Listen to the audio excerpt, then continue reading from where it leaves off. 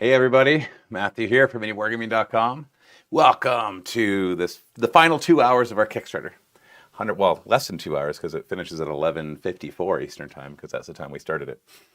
So we got 114 minutes to go. I'm just like, I'm totally blown away by this one because it's our first terrain Kickstarter for 3D printing. Like we've done Game Pound campaigns for Ravaged Star and some other small projects in the past, but this is our first ever 3D printable terrain project. And I really wanted this one to succeed because I want to do a lot of these, but if the first one doesn't succeed or it just bombs, that gives you less of a reason to get to the next one. So, well, it's going to get the chat to be bigger. There we are. But yeah, so I'm very happy. But for the next 2 hours, I just want to chat with whoever wants to join this live call and, or live show, I should say live call. Look at me. And so just leave your comments and I'll chat with you. But I want to talk primarily about 3D printing, but I'm happy to talk about whatever you guys feel like. And we'll just kind of count down right here with this. I know it's in funny money, in Canadian dollars, but we're in Canada, so that's what I got to show it in. That's roughly, I think, 100,000 US dollars. It depends on your exchange rate. It's around 1.4 right now. But 876 backers is crazy. We had a huge spike yesterday, and then we're still continuing to see it grow. I'd love to hit 150. Obviously, I'd love to hit even higher than that, but I had thought a couple days ago, I'm like, oh, good, we're going to hit 130, which is what I really hope for. And now seeing it already at 145, that's awesome. So this is great. So welcome to this. Can you guys hear me okay? I know there's a bit of a lag, and so I want to make sure everybody can hear me just fine, because I know last time my audio was a little bit quieter usually. Mick Beefenstein, thank you for joining.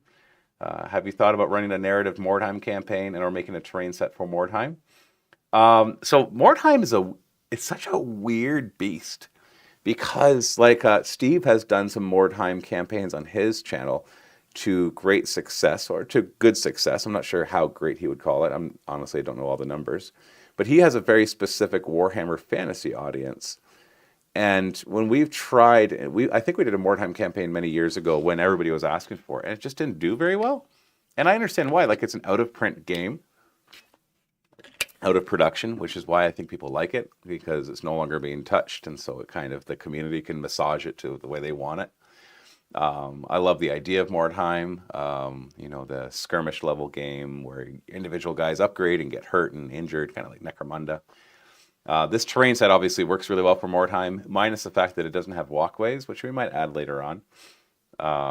But other than not having walkways, obviously the stackable modular temples make for some good interactive stuff there as well for going up and down.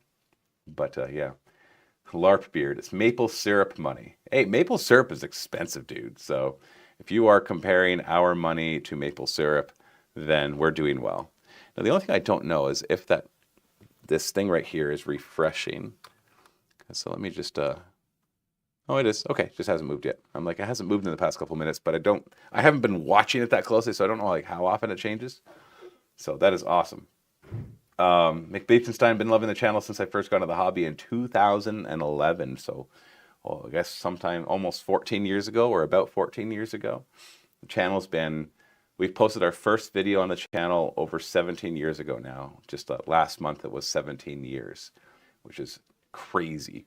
So this coming summer, we'll technically hit our 18th anniversary. Our first video wasn't posted till the December, but our store launched before that.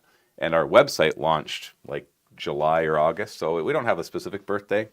I registered the domain name in June, so this June will be 18 years since I registered MiniWarGaming.com, created the website and launched it in like July, I think.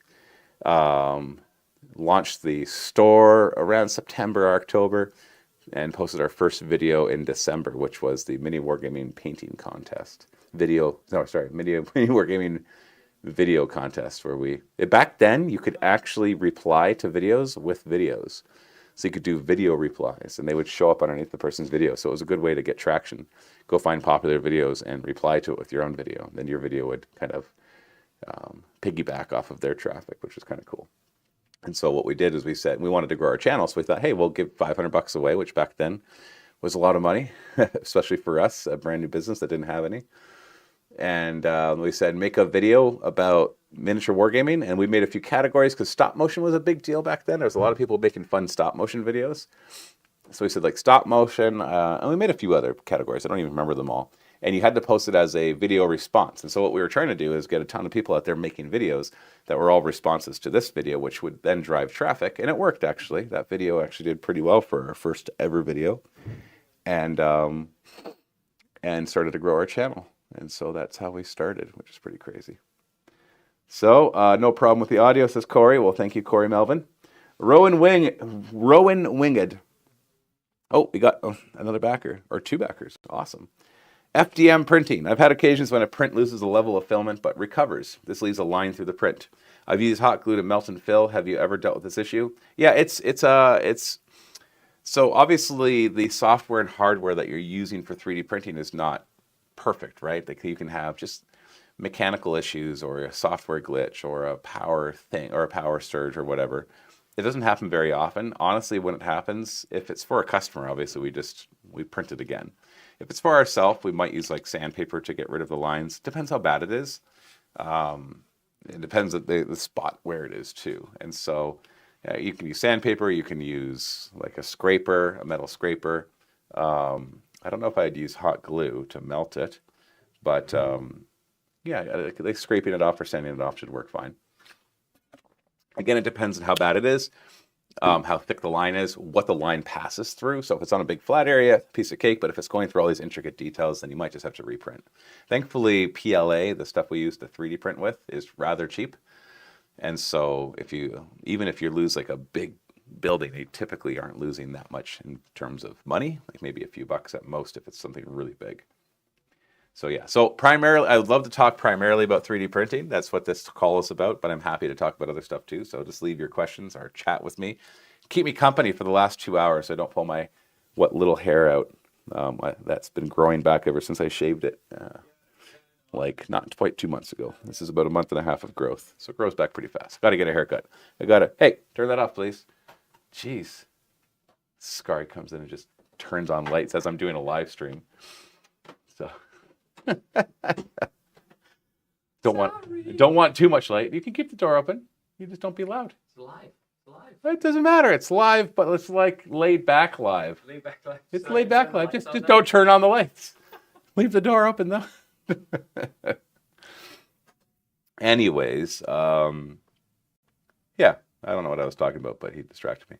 Hi, Mike Craig. I really appreciated the safety video on resin printing. I just got done doing all the research myself right before the video launched, but so many people aren't aware of the dangers. That video was obviously controversial. Obviously, I chose a bit of a clickbaity title. It said, "Do not 3D print resin miniatures at home," I think is what I called it, which was a bit alarmist, and a lot of people tried to call me out for that. But the thing is, my experience over the past few years is that it needs to be that alarmist because too many people are not taking it seriously. And there are people who disagree with me, of course, but I did my research and the dangers are right on the bottle. The bottle tells you everything. And if you're thinking, well, no, it doesn't really affect me. I'm like, if you're by yourself, then go ahead and take those chances. But if you've got a family or pets, then you're putting other people at risk too, or animals. And you need to take it seriously. I'm doing a how to 3D print terrain course soon. We've already filmed like the first 4 videos for it. It's going to be totally free. You just have to sign up for it. I got a link below right now. You can get in on the early access. And that will go through everything about printing terrain. And I mean like everything. If you know nothing about 3D printing, this will help you. And if you know some stuff but need gaps filled in, then this will be a good course too. Because I, at the beginning of each video, tell you who needs to watch the video. And like some people would be like, okay, I don't need to watch this, and you can skip it. Because I hate courses where they do something in 3 hours that they could have taught you in 15 minutes. And so I'm not going to brag about how long this course is. I'm going to brag about how quick and to the point and detailed at the same time it is. It goes over everything, but without stretching it out just so I can say 10 hours for free. It's like, no, I don't think that's a feature to say how long something is. It needs to be what kind of content. So my point is, though, once that's done, which I should hopefully finish filming it over the next 2 or 3 weeks and put it out over the same amount of time, maybe a bit more longer just as we edit it, I want to do the same thing for how to 3D print resin miniatures. That one I was not going to do first because obviously we're focused on terrain for this Kickstarter, but also because it's a little more involved and I need to do more research because I've solved all of the issues for health and safety here in a commercial space, but I've never tried to solve it for a residential space. And I want to find a solution that works for the majority of people. I think there are some people who just cannot 3D print resin miniatures at home safely. For example, if you are in an apartment building, and maybe I do want to close that door. Hey, Luca, can you come close the door, please? I forgot about how loud Luca is. He's just got, even when he talks moderately, he's loud. But anyways, and so I want to make sure I really research that and find a solution, like an excellent solution that's just like buy this or do this. And it's just like, it's not like here's a bunch of ways you can do it. It's like, no, here's how you fix it. Use this product, use this thing, and away you go. But like I said, there's going to be some people who just won't be able to do it. I'm picturing, for example, if you live in an apartment building with no windows, or the only windows are like in bedrooms, or it's a one-bedroom apartment building, or you're in a small, really small house with nowhere that you can have it separate from everything else, then I would just consider not doing resin miniature 3D printing, and that's not because I sell stuff, because we don't sell everything you can 3D print. Like, we sell a tiny percentage of everything that you could 3D print. So I'm not going to have a resin printer at home. I have a house that, I got 5 kids, and so obviously the house isn't tiny, but even then I got nowhere safe to really go. Minimaker, welcome to MicroWarGamer. Thank you so much for your support. I really appreciate that. Any support you guys throw our way is going to go towards making sure we can grow our business and make more videos and more terrain stuff like that. Corey Melvin, what filament type manufacturer are you using for your print farm for physical prints? So I have an answer to that because I just literally made the video about that a week or two ago. But I'm trying to remember. I think we used you know what? Pause. You're going to hear me talk probably, or maybe the audio cut out. I'm going to go grab a roll and I'll show you. Because this is the stuff, we've used a bunch of different stuff. For the most part, it doesn't matter. You can use whatever. But I'm going to show you the stuff that we had the least amount of problems with. You can probably still hear me as I go through the hallway, go into our loud 3D printing room, grab a roll of it. Oh yeah, it's Elegoo Rapid PLA Plus. That's what it was. Coming back. Blah,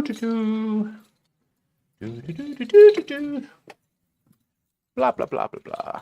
Okay, I'm coming back. Apologize if the audio cut out at all.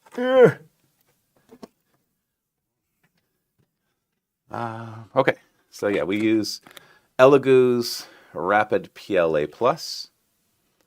This reminds me of something I gotta write down. 1 second.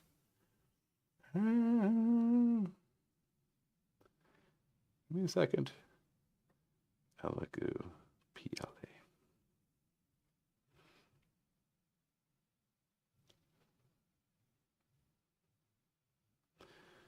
Done. Okay.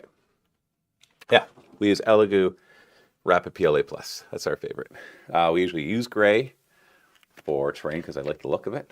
You can use whatever color you want. You'll be able to paint it. But gray just has that look of plastic that everybody's used to when they buy stuff from different companies. So that's our favorite. But honestly, you can buy anything. The only ones that we've really had major problems with, like over the long run, are when you go for like the cheapest of the cheapest PLA. Like when you find something that's several dollars cheaper than everything else. Usually, like they might call it draft PLA. Those things, that kind of PLA can gum up and cause more print failures. So it's just worth to spend a tiny bit of extra money to do that. Bamboo Labs PLA works really great too, in about the same price. And especially if you're going to use their printers and the AMS systems, the things on top where you can load up several colors. I like using theirs above anybody else's because their spools are designed for their machines. So they have a chip inside of them that'll identify it. They also spit like the cardboard ones of these don't always grip as nicely in the automatic material systems, the AMSs. So I like to use Bamboo Labs for their printers when I'm using the AMS, and I like Bamboo Labs stuff overall. So they're about the same price. So Elegoo, Rapid PLA Plus, and Bamboo Labs are my recommendations. Okay. MH777, howdy. Ooh, got a lot of comments. Dawn of the Conquerors, 3D printing seems like a regime change from home mechanism to force GW to lower prices. If only everyone would do it collectively. How much more expensive can a single bloodthirster be priced at? I don't think that's the case. I disagree respectfully, Dawn of the Conquerors. 3D printing is definitely going to have an impact on the market, but not in making Games Workshop or anybody else lower their prices. Games Workshop prices, I'm going to say something that you're not going to like to hear, and most people might find controversial. Their prices are where they should be. If you go and look at their profit margins, they're a profitable company, but it's not like their profit margins are 50% or 40% or that high, right? If they lowered their prices, remember, okay, so, and I hope this doesn't sound patronizing when I explain it like this, but if I have something that cost me $2 to make and I sell it for $5, I make $3, right? So my profit margin is 3 out of 5, which would be 60%. If I lower it just by $1 and sell it for $4, I make only $2, which I know it seems so obvious, and my profit margin is only 50%. So when you lower your price, even just a bit, you're losing only profit. That's all you're losing. Your costs don't go down as well, except for a tiny percentage in like credit card processing or whatever. And so when your expenses stay the same, no matter where you put the price, they have these fixed expenses that are not dependent on the price. They're just going to cost us no matter what. Then you need to have that price as high as possible. If your expenses are relative to your price, then it's still the same thing, really. You still want to be able to put your price as high as possible. It's just that the higher it goes, the more it costs you. And so that's something to kind of keep in mind. So no, their prices are fine. They need to be profitable so they can pay their shareholders and so that they can expand their business and continue to bring us the huge amounts of miniatures and games that they've been doing. And whether you like it or not, like they lead the industry and they grow the industry. And because of them, we have everybody else who can make games and have it their way in the industry as well. So 3D printing is not going to force a change to that because Games Workshop's the only one that makes Games Workshop models. And you would need everybody to collectively stop playing 40K and go play 3D printed games.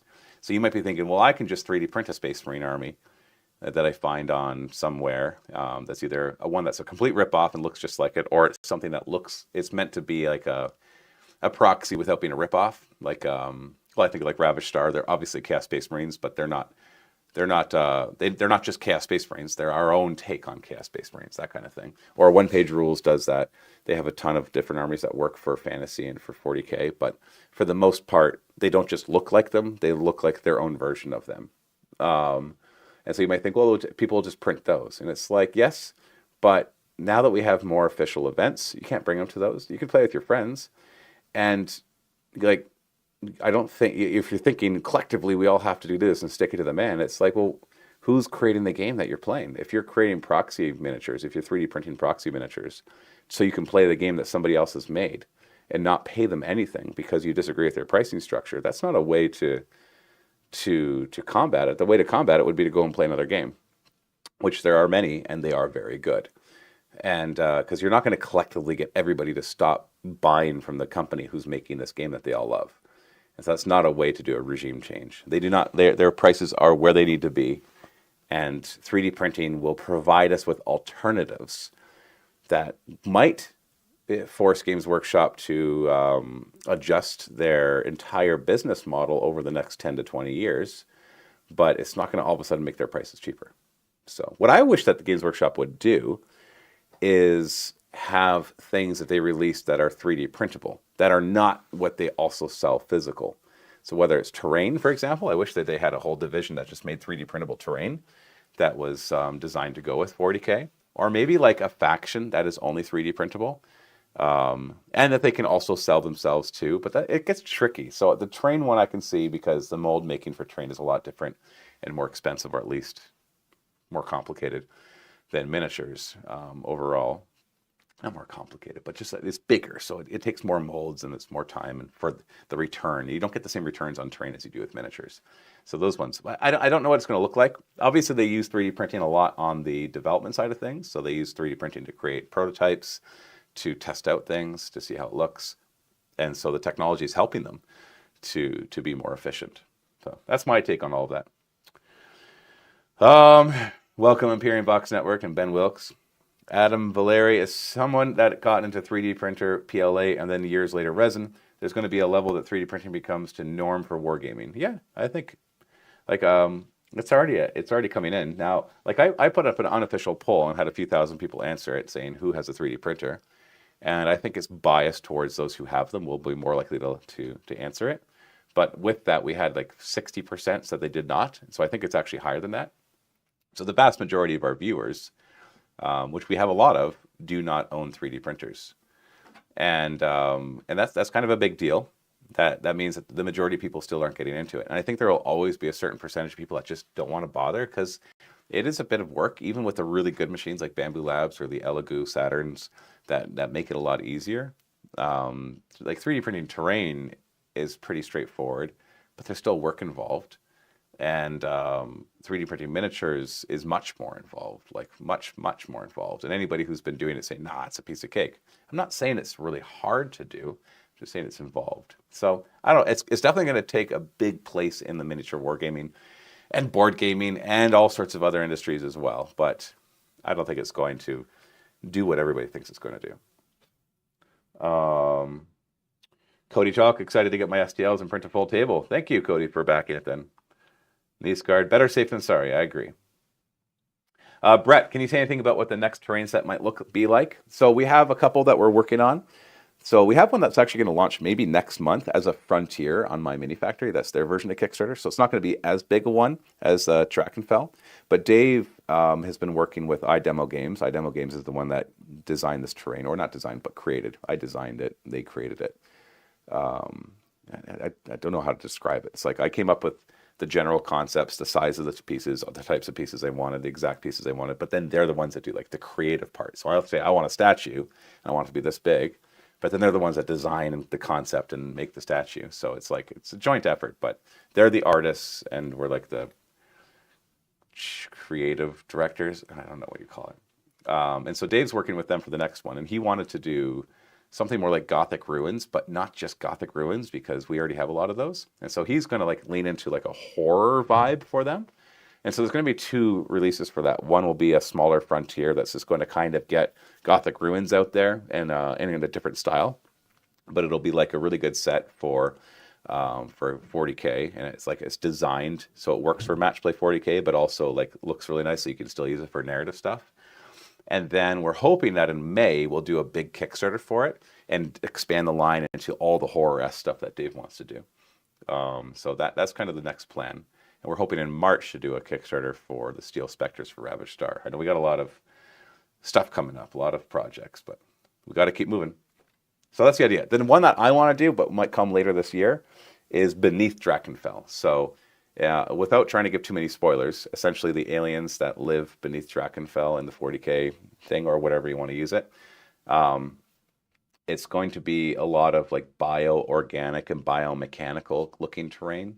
So I want it to kind of look like terrain that you could use for Necrons, Eldar, or Tau, but that won't look like Necron terrain, Eldar terrain, or Tau terrain. It's more like Xenos terrain, but sci-fi. So the Drakenfell ruins that we have right now, in my mind, is like they're the humans who worshipped the old aliens as gods, and so that's why it looks more human, and the statues then look like the aliens. But then the Beneath one will actually be like the alien terrain. So it'll look really good for a lot of different sci-fi games. That's kind of my goal, is always that it's specific but generic. Like it's like, okay, yeah, these are just jungle ruins, but the statues and the little details we put into it and the way we design it means that it's good for a lot of different games. Micah Clean, if I print in my attached garage and have a mask and gloves, do you think it's enough or not? It depends on how your attached garage works with your home. Because, for example, if the ventilation that goes out, if it's a heated garage, for example, which you'd need it to be, unless you're somewhere that never gets cold, but because resin printers need to be kept warm. And so like the question is, the ventilation, will it come back into the house? And if the answer is no, then yes, that should be fine. Anybody with a garage, basically, a heated garage, is pretty much well set up. But the problem is you got to keep people out of the garage then. So like I wouldn't park a car in there. It would be more like a workshop. So if you have like the equivalent of a workshop where the ventilation is not going to go in the house. So like just for example, you turn on the heaters or air conditioning in your home and the pipes are connected all through the house. So if something was toxic in one room, it'll get pulled into the ventilation and it'll get cycled through the entire house. And so if your garage is attached that way, then you're going to be pulling the resin fumes and the alcohol fumes back to the whole house. So that's something to consider. And then like if you already have a good, safe and ventilated space, then your own protective gear should definitely be a mask. And I don't just mean like the mask that we like a medical mask. I'm talking like a respirator if you have like a big beard, but like just like one of those masks. What do you call them? With like the big filters on the sides. So you definitely want a mask, and you definitely want nitrile gloves. Like that's sufficient technically. It doesn't hurt to have like an apron to cover your clothes and that kind of stuff too. But like gloves and a mask are definitely enough. But like make sure you always have gloves and a mask on when you're doing this stuff. Joshua, 80s, should be fine. Just make sure to open it up every now and then to get some fresh air. He's replying to the garage. Yes and no. Miso, hello from the UK, Matt. Hello, Miso.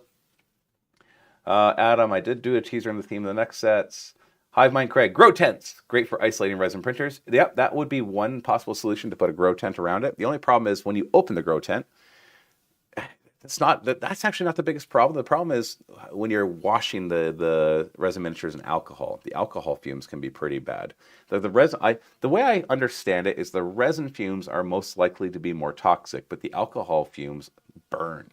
They like burn in my lungs. I can feel it when I do it. So it's like, where do you wash the resin miniatures? Now there are alternatives to alcohol that you could use that might be less toxic, but like I said, I have to do this research, so I don't want to give too much advice right now because there's still more research for me to do to make sure that whatever advice I give is going to be sound advice. I definitely don't want to just say stuff and find out later on that is totally wrong. And so that's important to me. Adam Valeri, easy solve for resin printing. Get a 3D print tent and run a hose that goes to the same hole your dryer vent does. Yeah, there are things like that are going to help the ventilation. Grow tents with the vent, says Joshua. Imperial Vox Network, when will the Yogvir and Tor campaign will launch? Keep the original intro song, please. I'm actually improving the original intro song. Yogvir and Tor.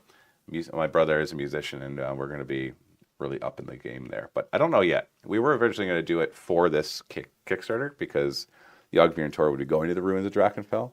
But that just didn't work out, and so we've been doing it more in 40K stuff. So I don't know when. I actually don't have a time yet. Sorry. Mediocre Hobbies. Hello, Mediocre Hobbies. Oh, just jumped down. Jojo, check Vivo Sun fan and charcoal filter. Like I said, I'll do a ton of research. Judge Chan, I use the same filament. It's very good. Niceguard, audio got a little fuzzy, but it didn't cut out as I left. Okay, so this is like the fun part about live. Is now I'm catching up to comments from like 20 minutes ago. McBeefenstein, okie dokie, back to work for me. Here's hoping we get more Kickstarter backers, and thanks for answering the questions. Well, thanks for joining us. You're probably already gone, but thank you. Joshua, old legacy minis that are no longer for sale. Yeah, that would actually be a good thing for Games Workshop to put out. That I would love that. But the thing is, like, how much money are they really going to make? Like, we do this Kickstarter, we make $145,000. Like, whoa, that's great for us, a small business. But for them, it'd be, like, not even worth thinking about. Like, they've got to make millions of dollars on their things. And so if they're going to release models. Now, I think they might actually do quite well because they're Games Workshop. And so maybe there's some money that's just waiting for them to get. Because it's like, hey, we've got all these models that we've discontinued. Why not release them as STLs? Just saying. But if the question is, though, is that good for their business in the long run? And the answer is, I don't know. Micah Clean, what's the smallest miniature that you would say is doable with 3D printing? For instance, is doing 10 millimeter reasonable for both resin and filament? For resin, you can go pretty darn small. What is a layer height? Standard layer height of resin. My brain is not doing it. I think it's 0.02 millimeters. What is standard layer height for resin 3? My brain is not. Yeah, it's like 0.05 millimeters, 0.02, 0.01. So you can go pretty darn small. So yeah, you could totally do 8 millimeter, like miniatures for 8 millimeter wargaming, totally, 100%. For filament, PLA, I've been seeing people experiment with making miniatures with FDM printers, and they seem to be able to come up with some decent quality. Not obviously as good as resin, but that I wouldn't go any smaller than 32 millimeter miniatures. Now it depends on the miniature too. Like if you're doing a tank, it's more blocky, so FDM will do better. But if you're doing like a miniature, then they're already struggling to make them look good at the 40K scale, the 28 or 32 millimeter scale. So I wouldn't go any smaller than that. But you could definitely go down to the 6 to 8 millimeter scale for resin. And Joshua agrees. Steelman says, I've done Battletech models in filament, barely, but acceptable. So Battletech is a little more blocky, so I could see them working. But yeah, it's not going to be the same. What scale is Battletech? It's 6 or 8 millimeter. Something like that. It's about that same. Removing supports is hard, though. MH777. I enjoy using my 3D printer for models and games you can't get models for example, BFG, Battlefield Gothic. Yeah, exactly. See, I love that too. I love it primarily, obviously. So if I wasn't running a business and I had FDM and resin printing at home, I would be using FDM printing primarily for terrain because I love terrain, and I'd probably be using the resin printing for, I don't know, printing miniatures for D&D. I would be doing that. If I was playing a lot of 40K, I don't know. I'd probably find like maybe a custom model here or there that I'd want to like be a special character. I wouldn't care to print the entire army because I like the official stuff, unless I was trying to do something very themey. And yeah, I would primarily use it for like miniatures for games like D&D, like things like that, where it's hard to get the exact thing that you want, and so you can go to a site like Hero Forge and design your miniature and then 3D print it yourself. Okay, more people talking about printing an FDM. Rowan Winged, what FDM adhesive, if you use it, do you recommend? I've never been able to get the bed temperature right that my friend claims as a working solution. So I don't know what kind of printer you're using, but if you're using Bamboo Labs, then for the most part you don't need adhesive. They've even come out with a new plate, the Cool plate, which we're experimenting with, which apparently is like ridiculously good. But they're textured plates, like for the most part you don't need adhesive. And when you do it, like a glue stick will work just fine. So just like an Elmer's purple glue stick. It's just, yeah, it's fine. And it's usually for things that are a little trickier, but even then I don't have a problem. I just add brims. Which is just like, if you're printing something and at the bottom layer, it just adds a little thing of plastic around it so it has something to hold on to. So if something peels, it's the brim that's peeling. So, but once the texture plate starts to wear out, you might start to use it, but then you can flip it over, use the other side, and then eventually just replace the texture plate. You should be able to print a lot before you have to replace it. So the cost of like the $50 or $40 to replace it is not a big deal because of how much you've already printed. Rob Younts, are you considering any Trench Crusade terrain? I haven't actually looked at Trench Crusade. I've heard all about it, but have not even looked at it. So no, I'm not considering it yet. But yeah. Oh, did I miss that? Spoons gifted 10 MiniWarGaming memberships. I'm sorry I missed that. So thank you, Spoons. That was really nice. And the Hobo being a member for 3 months. Good day, Matt. What environmental requirements would you say you need for resin printing? Also, can't wait till September to see you lot for the 3rd time. Environmental requirements. So for us, we have hazardous waste disposal that comes on a regular basis. So we have a drum, a big metal drum that we pour our liquid waste into. And then we have big black, like nice thick garbage bags to put the more solid hazardous waste, like supports that we took off and didn't fully clean, and that kind of stuff, right? And empty bottles that have resin inside. And some people would be like, well, just expose all of that and it becomes safe. And we do a ton of it. And so it would take us so much longer to do that. So it's easier just to dispose of it that way. So we do responsible hazardous waste disposal. If you pour your alcohol or resin down the drain, please stop. Like if at home, what you should do to dispose of it, at the bare minimum, is you should put it in a clear container, leave it in the sun for a few days, mixing it every once in a while to let the solids drop. And then, even then, you should take it to a hazardous waste disposal place, like a local dump. That they often have them. Depends what country you're in or where you are. But look up your local laws for that. Oh, Dr. V gifted 10 MiniWarGaming memberships. Thank you so much, Dr. V. I really appreciate that. You guys are awesome. It means a lot to me. What are we up to? We're almost at 146,880 backers, eh? That is pretty awesome. I have no idea where we're going to end up. I'm hoping we're going to hit 150. That would be awesome. 78 minutes to go. And that's how long this live stream will be, unless something happens. All right, let's go back up and keep reading. What up, party people, says Norn Queen Alexis. Norn Queen Alexis! Yo, what's up? Rowan Wing, for resin cleaning, I use a sonic cleaner with laundry detergent. Works well enough for minis.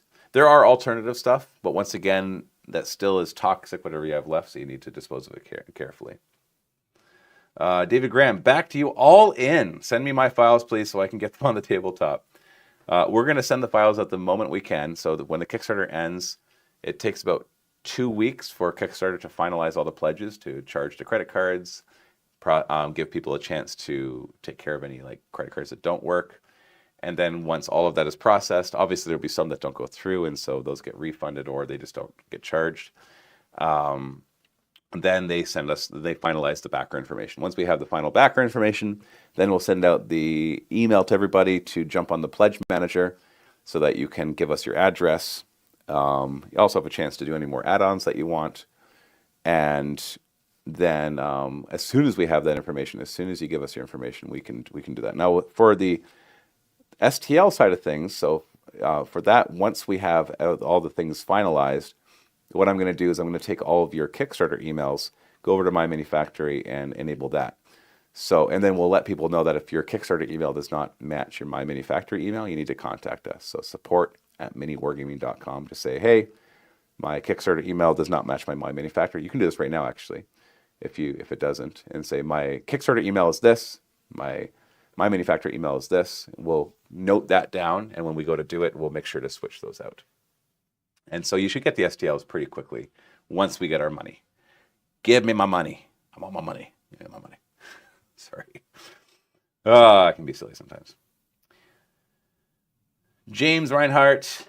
My biggest frustration is games that are niche but are impossible to import or promote. Yeah, I get that. But the nice thing is, though, we've got an abundance of games. So there might be a game that you really, really want to play. But in the end, you've got so many alternatives that surely you can find other stuff that you're going to really enjoy as well. So that's the nice thing. We're kind of living in this nice, feels like a golden age of role-playing games and miniature war games and board games, where it's just so many options. And a lot of really good options, too. There's, of course, plenty of crappy options. But the nice thing about board games, miniature games, and role-playing games is it's a little more expensive to get into for companies, and which means that you're going to know the good games pretty quickly. Like you go to Adepticon and you see a game is popular there and a bunch of people are playing it. Most likely the game is good, because why would a bunch of people be playing it? And so it's not hard to figure out which games are good and which ones aren't from that. But you still have to find ones that you like, of course. Killgun, 3D prints for GW should be bits and icons for chapter specific, like Ultramarine shoulder pads. Yeah, no, I think there's a huge market for them to do 3D prints. I don't know if it's the right call for them as a big company. Like we all will love to see them do all sorts of different things, but in the end, they've got to make the right call, and we don't know what the right call is, and neither do they really. They kind of just try stuff and see how it works. So yeah. Dr. V, 8mm wargaming is great fun. All the fun of a larger game, but on a coffee table. I agree. Norn Queen Alexis, I just got my combi bolter printed. Still need to get my own printer. Do you mean like a cosplay combi bolter? Because that's pretty awesome. But yes, you should get your own printer. If you're doing cosplay stuff, you just most likely need FDM. Get a Bamboo Labs P1P and you'll be set. Adam Valeri, my group plays a modified game of one-page rules in the 20mm scale. Group has gotten so big the normal 40K players don't like how much space we take up in the store. Group is pushing 30 people now. That's awesome. Now, how does the store benefit from that? Because if you're 3D printing one-page rules, then how does the store benefit from you taking up their space? Because typically you take up their space and you buy miniatures from them. But I'm curious how that works and why they let you do that. Killgun, my ventilation is internal recycled but with a filter. Problem is the bioethanol, but I'm going to use a better box that I air sealed. Yeah, the IPA is a little trickier.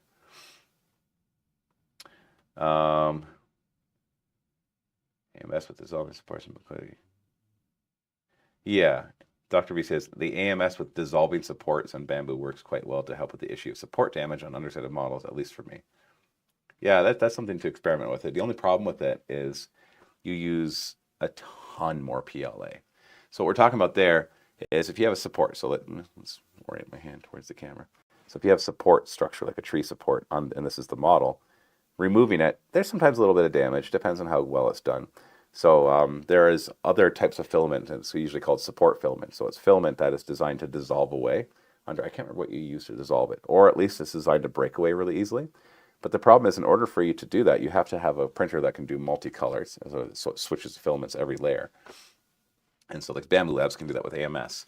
But every layer that you have more than one color, it has to purge the old color and then do the new color, which it also purges. And you end up with a stupid amount of waste. If you're only, like when we do multicolored stuff, we usually try to only have one transition. In other words, like it'll be black up to a certain part, and then it'll be another color above that. I wonder if I have something in here. Do we have something in here that's multicolor print? Like a token or a scorecard or something? Okay, well, this is technically kind of painted, but it's the same idea. Yeah, we can still show them how it works. No, actually, it doesn't work because it's painted, so I can't see on the side when it switches. Oh, well, Steve painted that one and ruined it. Is there like there's no tokens or anything in here? Weirdly enough, I don't think so. Huh. Yeah, if you don't mind. So essentially, we just have it so that, if it's a token, we want it to be black, but then we want the top to have different colors. Then we'll have it be black up to a certain spot and then switch colors there. And so the black is showing through because it's at a lower layer. And that means there's only one color switch, so your loss of PLA is tiny. But if you're using that support filament, it has to switch every single layer. Yeah, here we are. So you can see, so this one is multicolored. And so if you look on the side, it does black up to a certain point, and then it does a switch. Now this one still uses a bit more, but even then it's a little more clever too, because it switches from white and then there's orange for the top layer.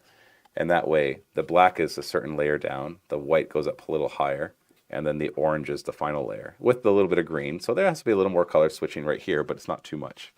So your loss of PLA is very minimal when you're printing these. Whereas if you have it going the whole way, it has to switch every single layer. And you will literally sometimes quadruple the amount of PLA that you use. Because I was looking at printing some stuff in multiple colors, and it was like $4 in one color, or $16 worth of PLA in multiple colors because of how much it would lose in the purging. So I'm not sure if that's really a solution because it was so wasteful. But yeah, it is what it is. Oh, skip down again. Shane, dig the Gustavus Adolphus facial hairdo. I'm going to do something that I should never do. I'm going to Google who on earth that is.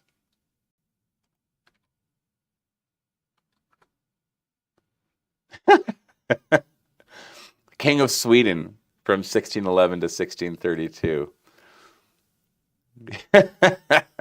Yeah, there is. I see the resemblance. So I don't grow any facial hair on the sides. So like, see how it's bare there? Nothing will grow here. Like a tiny, make a few hairs, and then nothing grows on the sides. And so, and even this is all very sparse. So if I try to like trim it down too small, like I'm going to actually trim it, but like this, my beard is this long, but it's actually this is all longer hair. So it just gives the illusion that it's growing there. But I actually kind of like it, to be honest. I don't know what you call it, like this old timey mustache. So I'm enjoying having facial hair. And then the head was shaved, of course, when I did my jeans. They're called cosplay. So, Mr. Todioti, what is the process like working with designers? Do they usually come to you or vice versa? We haven't worked with a ton of different designers yet. So iDemo Games is they're somebody who approached us a few years ago and we've been working with them for a while. So on Ravish Star and on this too. Other ones I've tried to reach out to, but it's been tough to find good designers.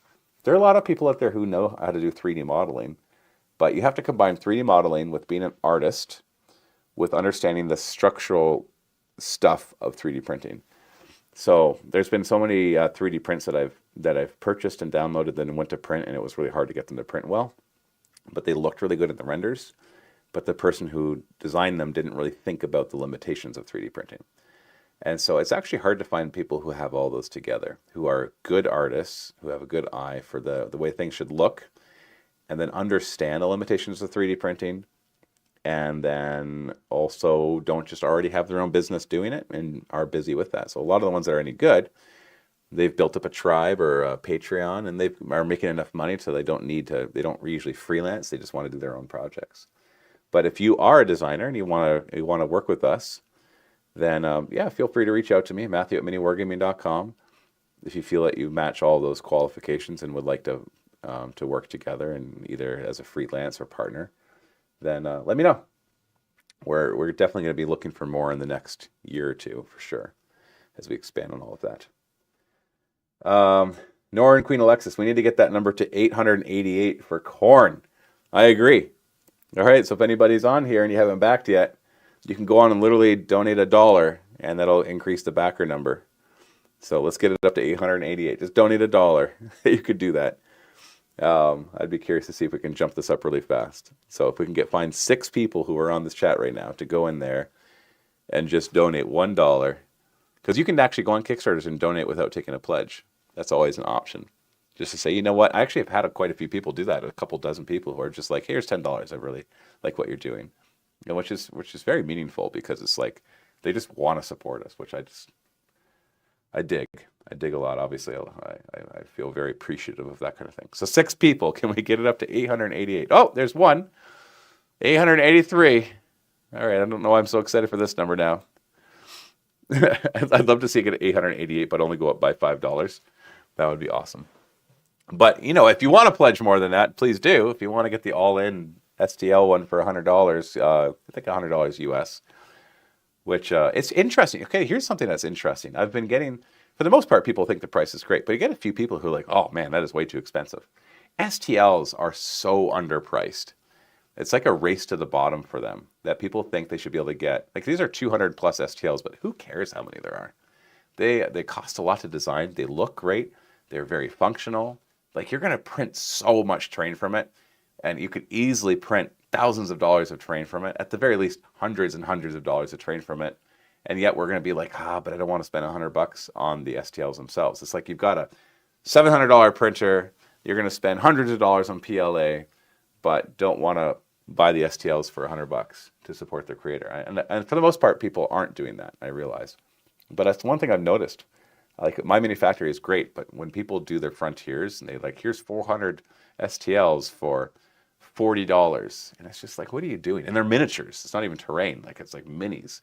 It's like 400 miniatures in the STLs for $40 or $50 or $60.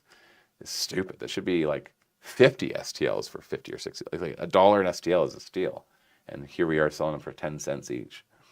So it's kind of nuts, but it is what it is.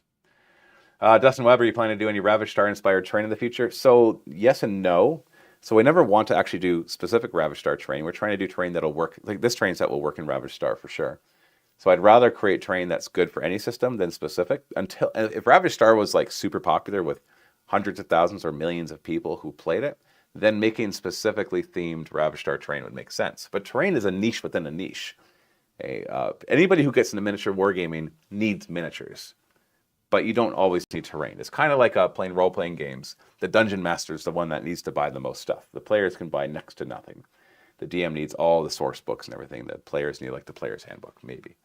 And so terrain is kind of the same thing, where not everybody needs to make terrain. You just need somebody with terrain to go and play at their house or at the store or whatever it happens to be. So making anything terrain specific to something is a niche within a niche. So yeah. Oh, we're up to 800. Wait, we were already at 884, right? No, 884. Yeah, so that's one more. Did it go up by $1 or $2? No, I don't know. I wasn't paying attention. 64 minutes to go. Okay. Free Radio Armageddon, Fallout Factions, or Year Zero Zone Wars. We actually, Modifius reached out to us, and we are going to be doing some Fallout Factions on the channel, which I'm really excited for, because that game looks really good. Fallout Wasteland Warfare, I'm going to say this, and I'm sorry, Modifius, I really don't like that game. Trying to use all these weird special dice and all weird special system. No pun intended, because special being part of Fallout. It just doesn't work. Like, you don't have to reinvent everything when you make a new game. It's okay to just say this needs to roll a 5 or higher, instead of you need to roll a d20 and get 3 or lower, but there's only numbers from 1 to 4 on it, and they're not equally distributed, and there's all sorts of symbols that do other stuff, and you roll these other dice with it that can modify it as well, and it's just like, okay, there's no intuition here. Fallout Factions, on the other hand, kind of goes back to the roots. It's actually created by the same guy who made Necromunda, so he's got this like a good grassroots kind of old school way of looking at it. Of, he still uses special systems, strength, perception, endurance, all that kind of stuff, but uses D10s and tries to roll equal to or under the stats. So if you're doing a strength check and your strength is 5, you're trying to roll 5 or less, and it matches really nicely. And then it has like upgrade systems and all the different gangs from Nuka World. I think it's really cool. So I look forward to having that on our channel. Mathieu Booth. Hi, Matthew. For the largest building, I want to read it in a French accent now, Mathieu. Hi, Mathieu. For the largest building in this Kickstarter, what size bedplate printing area is required or preference? Sorry if that was awful, which it was. So like the Bamboo Labs one we print everything on is a 256 millimeter by 256 millimeter by 256 millimeter print area. And that does everything. If you're going any smaller than that, there might be some pieces that you're going to have to split up. So yeah, that's basically what we see to do. The Hobo, when is Ravage Star Wave 1 going to drop? I'm itching for my Gorkog. Yeah, unfortunately it's been delayed. We're looking at May now. East Star, the manufacturer, we've given them everything that they need except for like some digital stuff that they don't need yet. So everything they need, but they just let us know, hey, we're going to get this done for May. And I don't know why it's May. We probably got pushed back because of other projects. We love their quality and stuff, but it's frustrating to not have control over that. 885, 3 more to get to 888. So May is what they said. So hopefully we'll do May for Wave 1, and then Wave 2 will be sometime after that. And we don't know until we actually get there. So it's frustrating, but it'll come out when it comes out, unfortunately. Warpstone painting. I just got 3 Custodes grab tanks that look better than the Forge World ones for the price of 1. 3D printed over eBay or GW.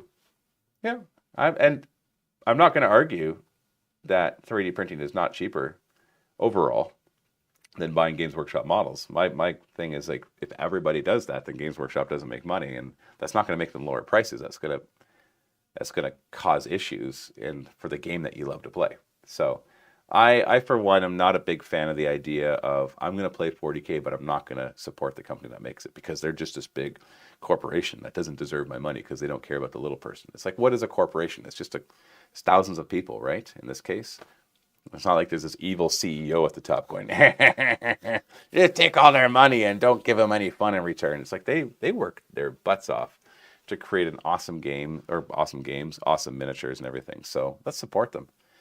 Like, you guys come here and you want to support me because I'm a small guy, right? But like, what's the difference? I'm just a person. They're just people. They're trying to make a living, trying to make something good. We're trying to make something good. So if you like it, then do it. And like, I don't like the idea of using 3D printing to get out of supporting a company. I like to use it to supplement everything, right? So that's just my 2 cents there. No offense, Warpstone painting. Dr. V. My local store benefits from OPR via sales of sub-minis, plus rent space for games from players that do not buy things at the store, plus selling foods and drinks. Okay. That makes sense. MH777, my local LGS rents table space, and you can get... Okay, here's answering the same question.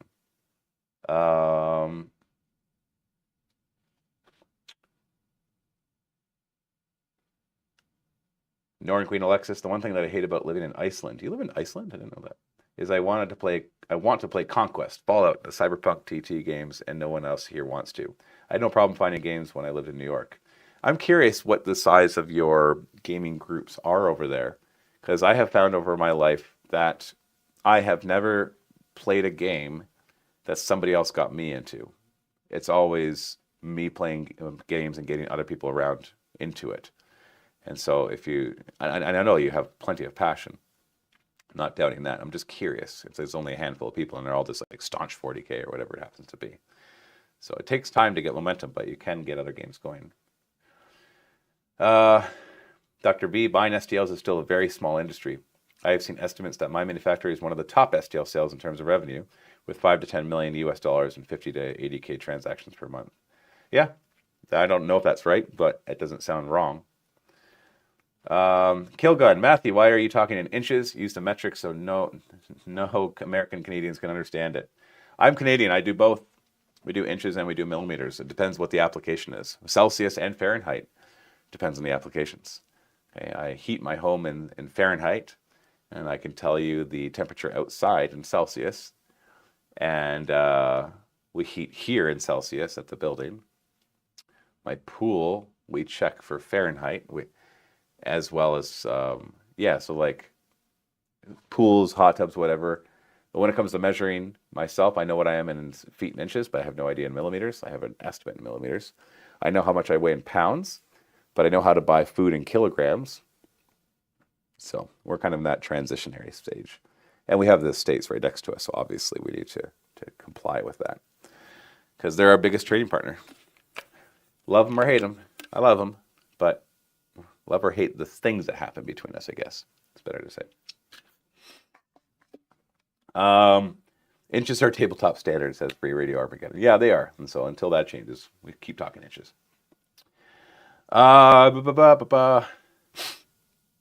Free Radio Armageddon. Games Workshop. Kirby was evil. Hardly. I know, maybe you're joking. Maybe you're being tongue-in-cheek.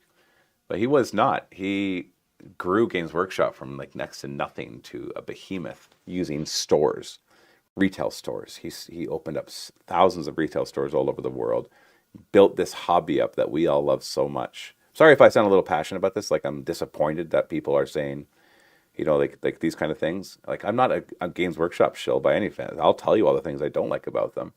But to sit here and be like, oh, Kirby is just this evil person that just wanted money. And I know you put a little laughy face after, so you're probably just being tongue-in-cheek. But there are people out there who believe that. And it's like they grew it from nothing to something. And like Dungeons & Dragons for role-playing games, they grew the miniature wargaming industry. They didn't invent it, but they grew it to what it is. And so all of us loving all the games that we play, it's thanks to them. It would have taken a lot longer without them, for sure. And he failed to embrace the internet, which was a big issue, but he also was alive. And sorry, he started Games Workshop before the internet was a thing. And then it became a thing, it became a fad, it grew, and then it burst. And he watched that and witnessed it happen and thought, yeah, this is really not worth it.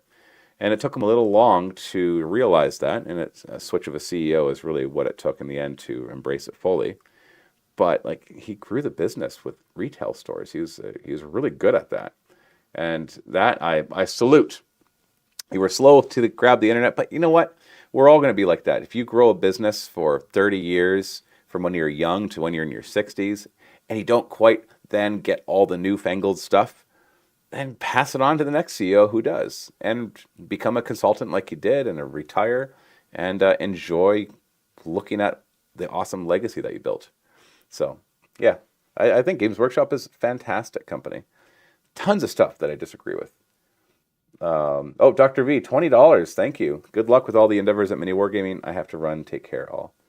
Thank you so much, Dr. V. And thanks for all your support. I really do appreciate it. So it's like we really need to kind of take our... We love to complain about things that we love. That's a big deal. Like if we're complaining about something, we most likely really care about it. I think it's like you have to worry about something when people stop complaining about it, because it's like apathy at that point. So like Games Workshop being as big as it is means that they're going to do all sorts of things that we hate. But let's be positive. Let's really look at all the awesome things that they have done, and just like how fantastic, how fantastic it really has created everything else. Free Armageddon. Yeah, that was sarcastic. I figured it was. So we need, but there are people who believe that though. So we need to wait for another CEO for GW to embrace 3D printing. Yeah, maybe, but I don't know. I don't know the name of the current CEO and how old he is. But I'm sure he understands 3D printing and has weighed all the options and sees that it's still a tiny industry compared to what he's doing. So there is that.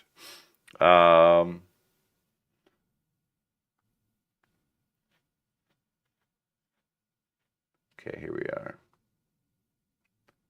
Oh, I jumped down too far. Ba ba ba ba ba ba. Ba, ba, ba, ba, ba. Killgun 2, is multicolor still wasteful? I thought they solved this with a new type of nozzle.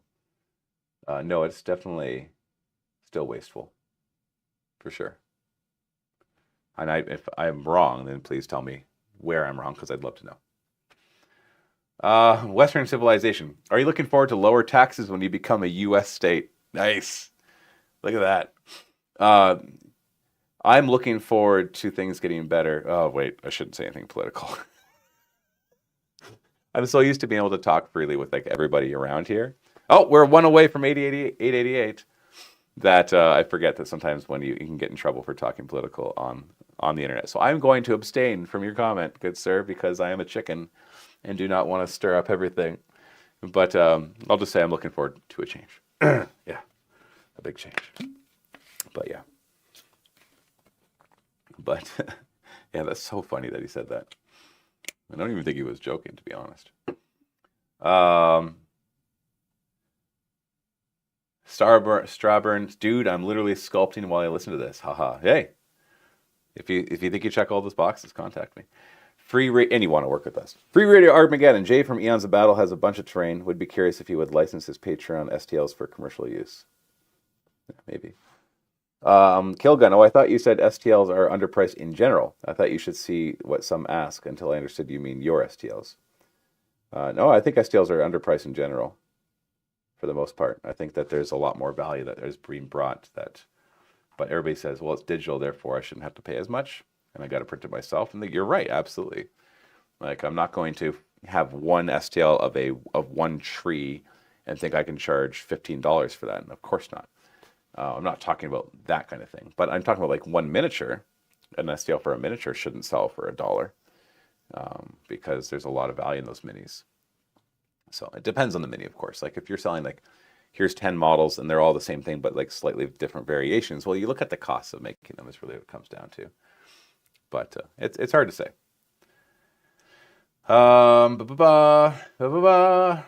Ortvald, what is your take on terrain parts that enhance cardboard terrain? I do not have any take on that whatsoever because I've never tried to do that, nor seen anybody try to do that. Joshua, I have too much terrain as it is. Sorry, would have gotten it if you had made it a year ago. Oh, you know you want. Oh, we went past 888 and I didn't notice. Oh no, went to 889. You can never have too much terrain, Joshua.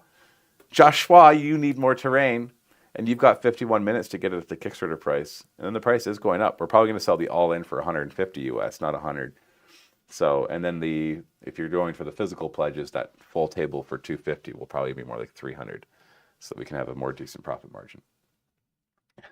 No such thing as too much terrain, Joshua.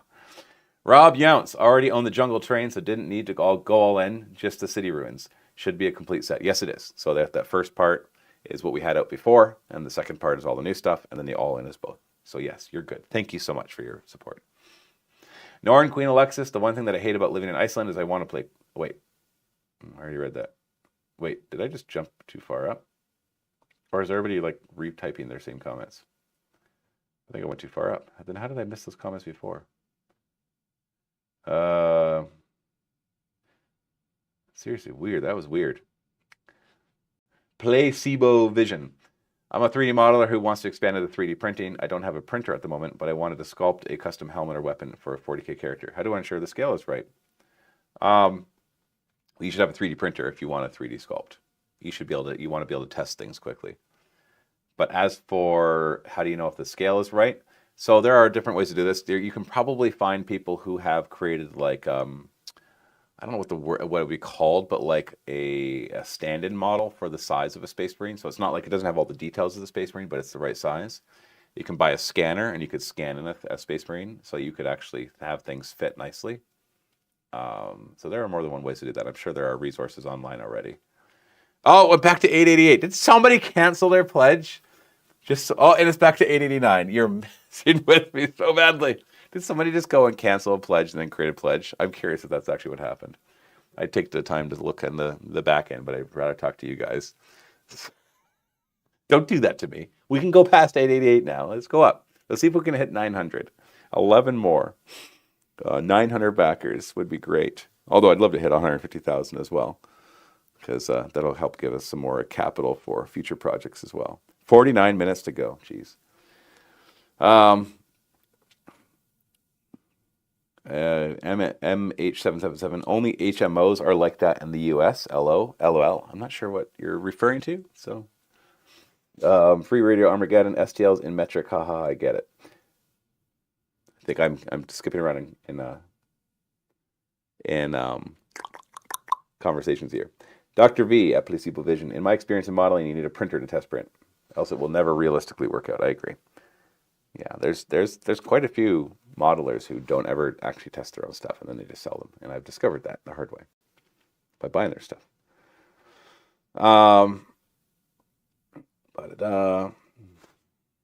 Northern Queen Alexis, honestly, like half of Iceland plays or knows about 40K. Great, so you have plenty of people to try to convert.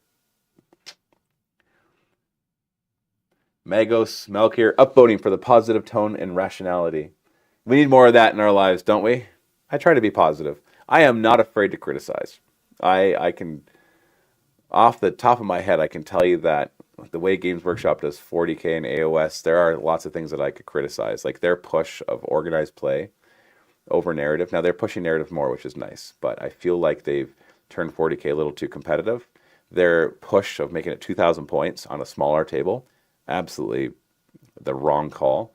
It's not the best way to play the game. The game is better on a 6x4 at 1,000 points to 1,500 points. That's how you used to play it. 1,500 points was a standard back when 1,500 points is equivalent to about 1,000 points now.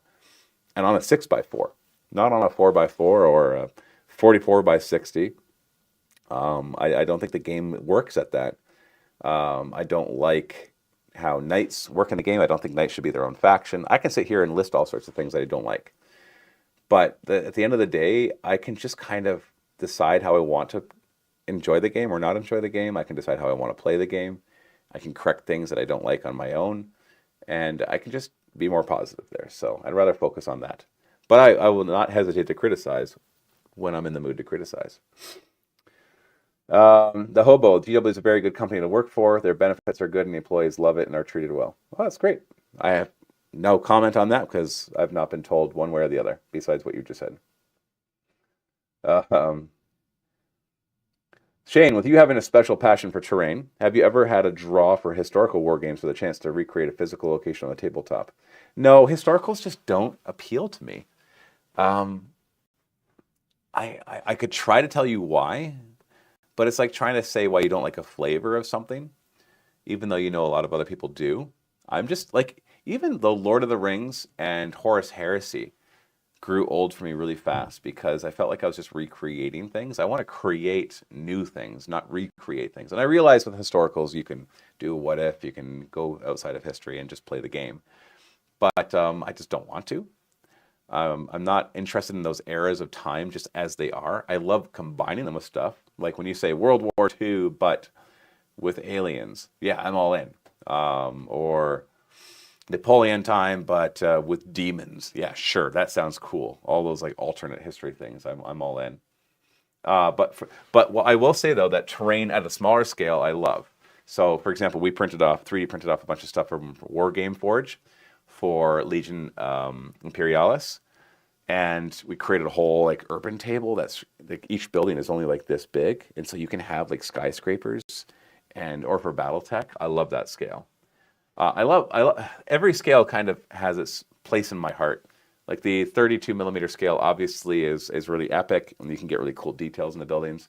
And when you go down to 15 millimeter or 8 millimeter or 6 millimeter, which is basically the same now, then you get to have these really big tables, just like featuring like an entire zone of a city or something, like a bigger playing field.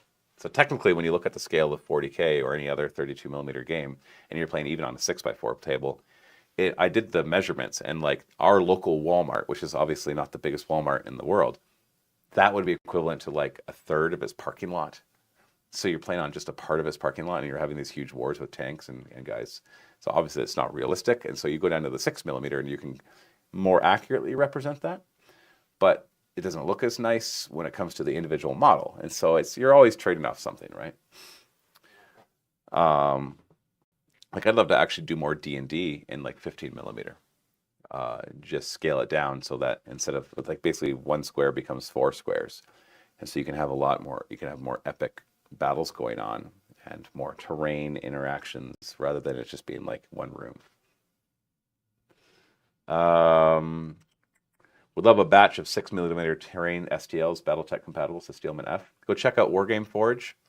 They do some really good stuff. Oh, frick, what was the other one that we have tons of? I don't remember it now. It's really good stuff. It's like it's all like hex based and builds together really nicely. I'm sorry, I can't remember it. Seems that space is relatively underserved. Well, it's underserved it's not underserved, it's served appropriately. There's not as many people playing those games, right? Battletech, while it's popular and meaning that a lot of people know about it, it doesn't have the same player base as 40K. So things are going to be served proportionally. That's where people go where the money is. So if there's a certain spot that's underserved, there's probably a reason for that. 891 backers. We're less than 3,000 away from 150. Can we get there in the next 43? At this rate, I doubt it. But if you guys are here and you haven't backed and you want to help out, then please consider doing that.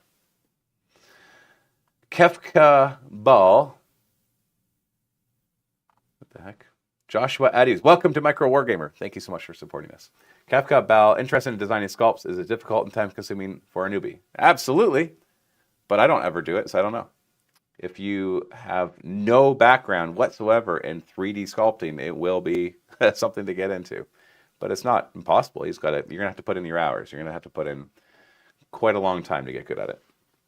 Devin Camplin. Matthew, I'm going to be down in your area in a few weeks. Is it still possible to stop by and check out the physical prints so I can see what I want to print for my first table? Yeah, of course. Just email Josh at MiniWarGaming.com to let him know when you're coming, and we'll schedule a visit. Free Radio Armageddon is technically not a pile of shame if it's an STL file on your hard drive. Yeah, I do not at all have a digital hard drive of shame whatsoever. Joshua Addies, I can field 28 tables full of terrain. I tipped just to support y'all, so hopefully you will forgive me. Joshua, you are forgiven. Thank you so much. They're just joined as a member. You're awesome. Thank you. Killgun, Matthew, do you have a favorite older edition than the current edition of any game like 40K or AOS, Lord of the Rings, or Fantasy? 40K, I really enjoyed 7th edition. I loved when they switched to 8th edition. I loved what they did. But where it's kind of gone, I'm not a big fan of. So I do miss 7th edition to a certain degree. But I was really tired of 7th edition by the end. But we played like 3 to 5 games a week, so maybe that was just it. So I do actually think 7th edition was my favorite edition. It's fine. The game is fine now, but I enjoyed a bit more of the, it wasn't such a tight system with trying to make everything work. Like you look at 10th edition, and within less than 2 years, it's like at 10.5. They how many times do they change devastating wounds? How many times do they change it's like some core things for other armies as well? And it's like you want them to update things regularly, but at the same time, it's like if you're messing with devastating wounds to such a degree that all of a sudden army-wide special rules, like for the custodies, become moot, and then you change it later on so that they're not, and then you change them again, and it's just like, I don't know. There's something wrong there when you're just kind of knee-jerk reacting to all that kind of stuff. So, like I said, I love the game, but I can complain about it too. So 40K, I would say 7th edition. AOS, I love the current edition. It's fine. Lord of the Rings is barely changed, so that's still a good game. Fantasy, I never really had a favorite edition. I played Old World. Maybe I'd say the Old World. The latest one is actually my favorite. That one's pretty good. Rowan Winged. If it makes you feel any better, Matthew, I shredded a Chaos Knight War Dog spam with a basic Custodies list. It doesn't make me feel better. Killgun says mine is 5th edition 40K. It's Free Radio Armageddon. So not Bolt Action, but Conflict 47 is a maybe. I've played Conflict 47. I like it. The rules are fine. I like the concept. And I will say, once again, I'm sorry if anybody's watching who's from that. They don't like their models. They're just not interesting enough. MH777, just need blast templates, scatter dice, and facings again. It will fix everything. Yeah, I love I miss blast templates and flamer templates and stuff, for sure. Scatter dice, yes. Facings for armor, yeah, that was cool. But yeah, the templates are definitely a big thing. Tempest Mini, so Mike from Tempest Terrain. Hi, Matthew. Huge congratulations on the success of the Kickstarter, Mike, Tempest Terrain. Thank you so much, Mike. We love your dice boxes. MH777. I like games like 5 Parsecs from Home, which we will be most likely featuring on the channel in the next few months. Silver Bayonet, Trench Crusade, Turn of 28, and Sludge. Brett, what do you think of the new Gundam miniatures game that was just announced? Think they could parlay the popularity into a viable war game that sticks around? I don't know. Dave has been getting some Gundam stuff from Wayland Games to make some videos about, so go check out his channel at MWG_Dave, and he'll be posting some content about that. All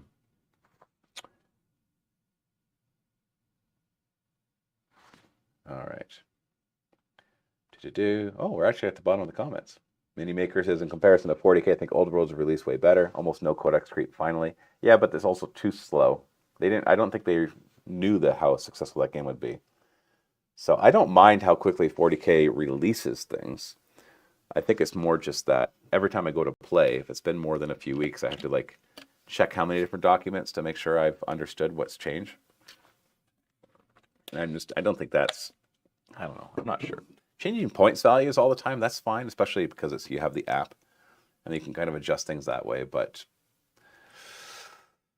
there's no easy answer, because if you don't change things, then people will complain when things get out of whack. But I don't know, when you see a game go out of print, like when Necromunda was out of print, or Gorka Mark was out of print, or is out of print, or Battlefleet Gothic, you typically watch or Warhammer Fantasy, you watch the community come in, and they typically do a really good job of balancing it. But they have no ulterior motives. There's no new models coming out that they have to sell. There's just passion. And the Games Workshop people that make it have the passion, but there's always going to be like a corporate push to be like, okay, not that I'm saying that they codex creep to sell models. I don't think that's the case. I don't think a rules writer is in there going, okay, I need to sell more Space Marines, so let's make the Space Marines overpowered.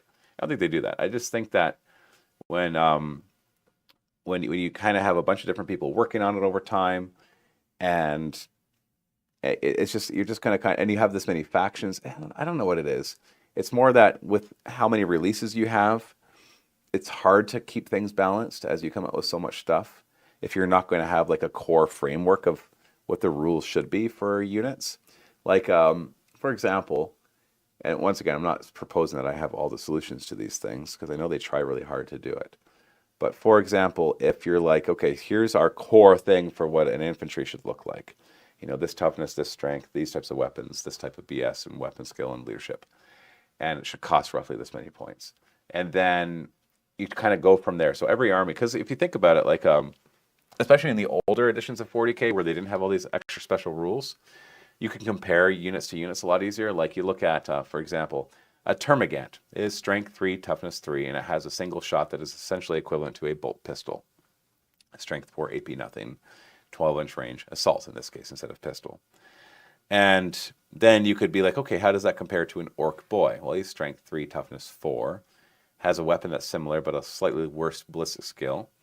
But on the charge goes up to strength 4, and I think their initiative goes up as well from Furious Charge.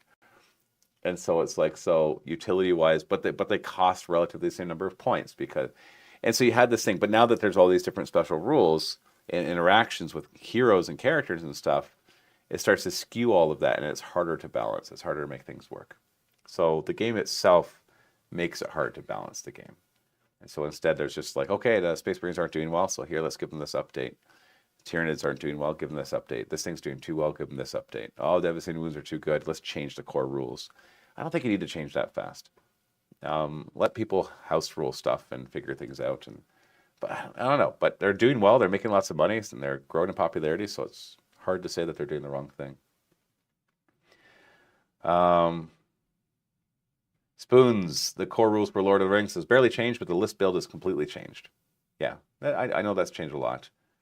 I haven't played Lord of the Rings in a while, so it's hard for me to weigh in on how good it still is. Free Radio Armageddon, Old World like Necromunda, I think benefits from old season employee given free range to do whatever they want. Maybe. I think that might be the case. But Necromunda didn't have that free range. It was rushed out because of there was scheduling.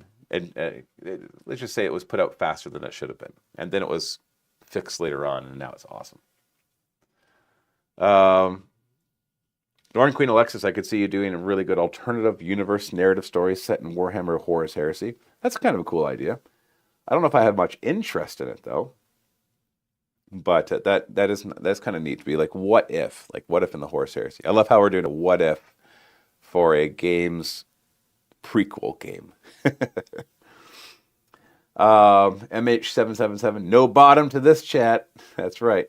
Steelman F, back to 3D printing. Why do filament prints seem to take super glue so poorly? Takes much longer for things to hold than normal. Just a personal annoyance. It's the type of plastic, the polylactic acid, doesn't bond quite as well. And so you get, I know exactly what you're talking about, because you get almost like this, once the super glue dries, it'll snap really easily. So there are alternatives that people do. I can't remember them all, but there are things that they do to like melt the plastic together. So the nice thing about like the Games Workshop plastic for their miniatures is that you can use their plastic glue, which essentially is a cement. It melts the plastic together and it binds it.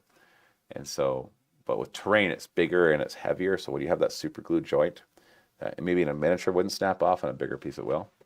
So there are ways around it too. I can't remember what people use, but it like melts things together. But we find that in the end, the super glue works well enough.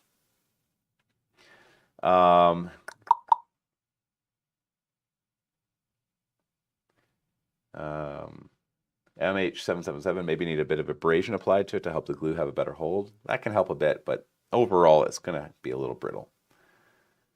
Free Raider Armageddon, I find sometimes printing them before gluing some 3D prints helps. Priming them. Actually, that could help. It depends on the primer, because the primer itself, as long as it's not one that'll peel off. I know that most primers shouldn't do that, but it's interesting what some of them will do. Mini Maker, balancing is on one hand important, but on the other hand, it breaks the contract between the customer and GW. When I buy a physical codex and it's outdated a week after release, I'm not feeling well treated. That's hard. I agree. I 100% agree. I know they give you the code so you can go and you can put it in and have the information on their app, but that's not the same thing. I remember their AOS 2.0 launch, the cards that came in the starter set were literally wrong the day they came out. They had already changed the rules for them. So the cards were garbage. So we got all these cards which are beautiful and they're garbage before the game even comes out. And same thing with the ones for 40K. It's like it didn't take long for a lot of them to become outdated, and you have to take a pen and correct it. But then they're not as pretty anymore. So I kind of say just stop doing cards. I know we're going to do them for Ravage Star, but that's because certain people are insistent. We got to do cards. I'm like, I don't think we do, but whatever. Some people want them. I prefer just have your rules be digital.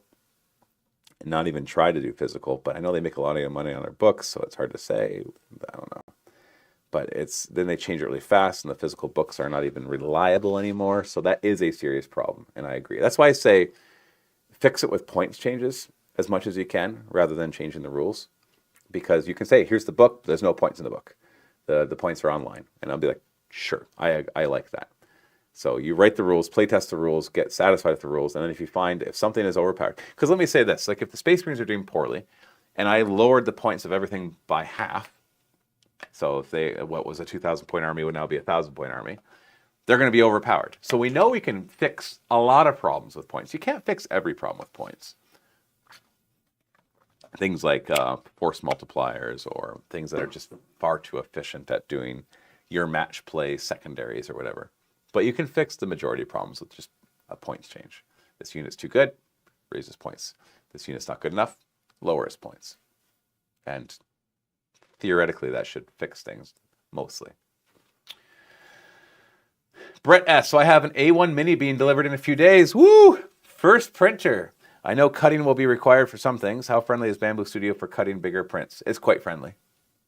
It's quite friendly. You can ask it to do it manually. You can try to tell it where you want it. But I did one not too long ago because I was doing some Tyranid terrain on my A1 Mini, and it was like really tall, and I just told it to cut it.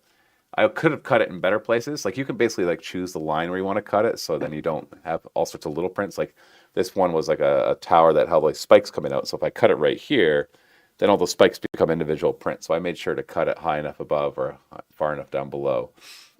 It was super easy though. Very, very easy. Joshua Steelman, because the layer lines make it slightly porous so the glue gets absorbed by the parts instead of staying on the surface. Yeah. Brad Estee, I do not recommend on our Slicer program. Bamboo Handy is, or Bamboo Labs, Bamboo Studio is great for working with bamboo printers. Joshua, 3D pens are amazing for joining the plastic. I never thought about trying that. That's a good idea because they're basically little heaters, right? You can melt it together. Devin Camplin, do you have a rough idea how much filament it took to print a 2K table for AOS? I have an exact idea. Give me 2 seconds.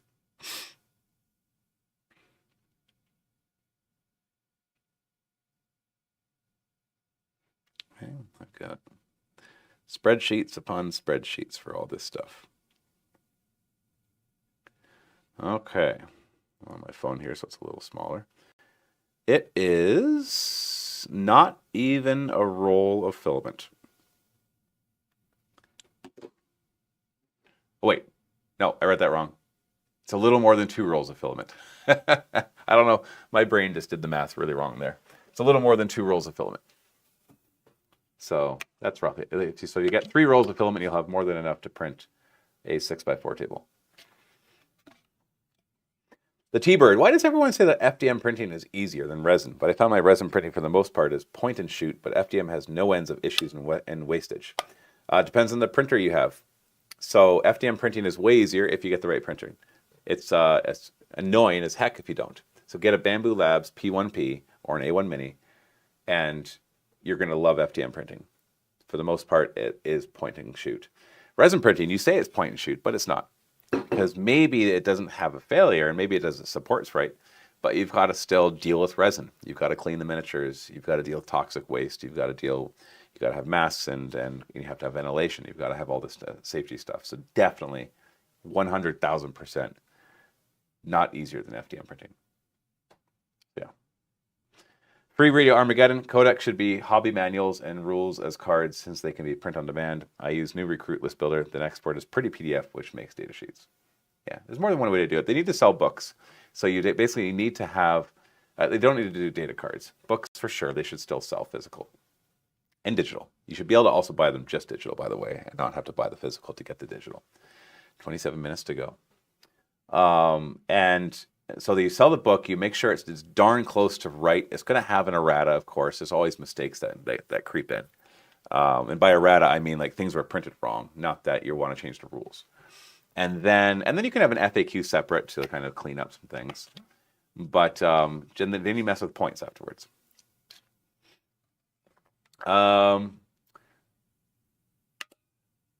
Free Radio Armageddon. I like the, okay, first off, the Hobo says, I like the way MCP does it. I don't actually know the way they do it, so I can't comment on that. Free Radio Armageddon. I don't know. Points didn't fix AdMech. They should have just given them 2 AP on basic weapons. 30-minute hype. See, I don't know. I can't specifically talk about any of them because it's not like I'm following all the little meta changes for 40K. And I might be totally wrong. I'm going to be the first to admit that. I'm going to find out because we've got Ravish Star that we're going to be continually balancing, but I'm going to try not to change the rules.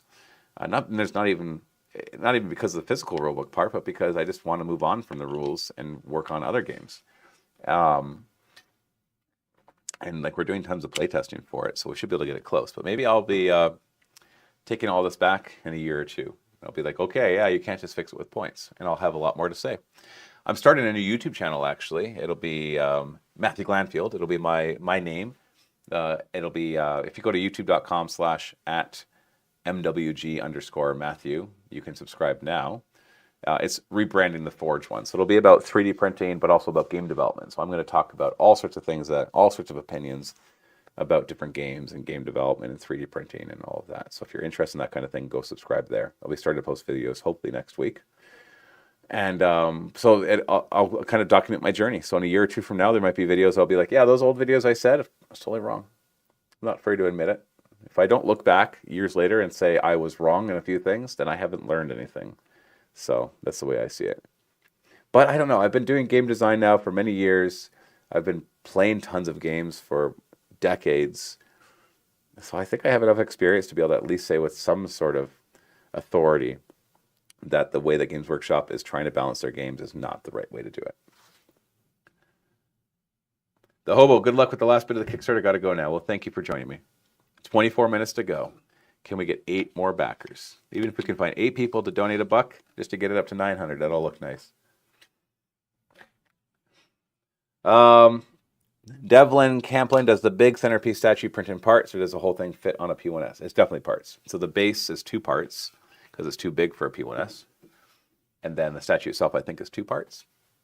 Yeah, it's big. This thing is like, it's without the base, it's like this big. And then with the base, it's even bigger. It's awesome.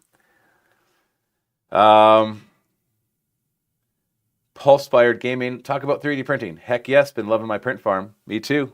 I love the fact that we have one. I don't know what else to talk about. You can ask questions. I'll be happy to answer them. Cody Chalk, I know you said STLs will go out as soon as the Kickstarter closes. Any idea on estimated date? So Kickstarter takes 14 days to finalize all the pledges. Once they finalize the pledges, then they send us the money. How long it takes to send the money, I don't know. It could be a day, it could be a week. But the moment we got the money and we have the backer information, that day, I will put them on my mini factory, unless it shows up like late in the day, the next day. So we'll get it to you as fast as we possibly can. So I'm hoping it'll be a couple weeks from now, but it might be like upwards of 3 weeks from now. Sorry, I'm just so stoked to start printing. I'm building a table for my house that I posted in Discord. I can't wait to see it. I mean, like with all this final terrain.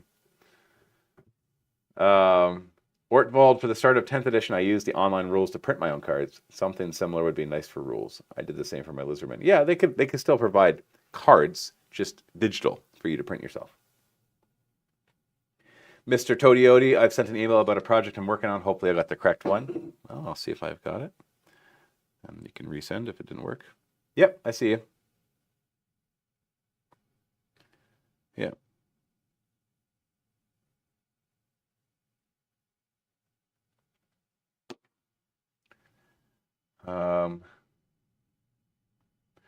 The T-Bird, must say that is some fine facial hair you've got there.